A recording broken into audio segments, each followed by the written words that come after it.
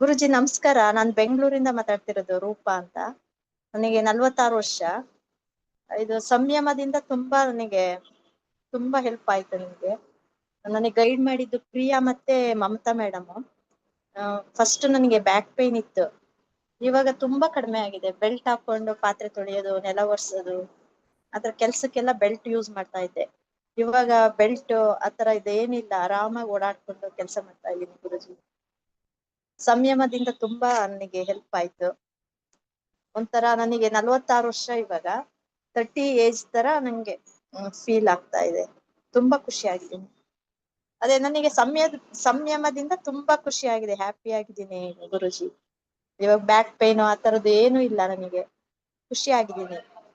ಇನ್ನು ಈ ತರ ಬೇರೆಯವರಿಗೆ ನನ್ನನ್ನು ನೋಡಿ ಇನ್ಸ್ಪೈರ್ ಆಗಿ ಬೇರೆಯವರು ಮಾಡ್ಬೇಕು ಅನ್ಕೊಂಡಿದ್ದಾರೆ. ಅವ್ರನ್ನೆಲ್ಲ ಜಾಯಿನ್ ಮಾಡ್ಬೇಕು ಸಂಯಮ ಗ್ರೂಪಿಗೆ ಅನ್ಕೊಂಡಿದೀನಿ ಗುರುಜಿ. ವೆಯ್ಟ್ 4 kgs ಕಡಿಮೆ ಆಗಿದೆ ಗುರುಜಿ. 4 kgs ಕಡಿಮೆ ಆಗಿದೆ. ಮತ್ತೆ ಬ್ಯಾಕ್ ಪೇನ್ ಅಂತೂ ಸ್ವಲ್ಪನೂ ಇಲ್ಲ ನನ್ಗೆ ಇವಾಗ. ನಾನು ಫ್ಲೋರ್ ಮಿಲ್ ಬಿಸ್ನೆಸ್ ಮಾಡೋದು, ಅಲ್ಲಿ ತುಂಬಾ ಕೆಲಸ ಇರುತ್ತೆ.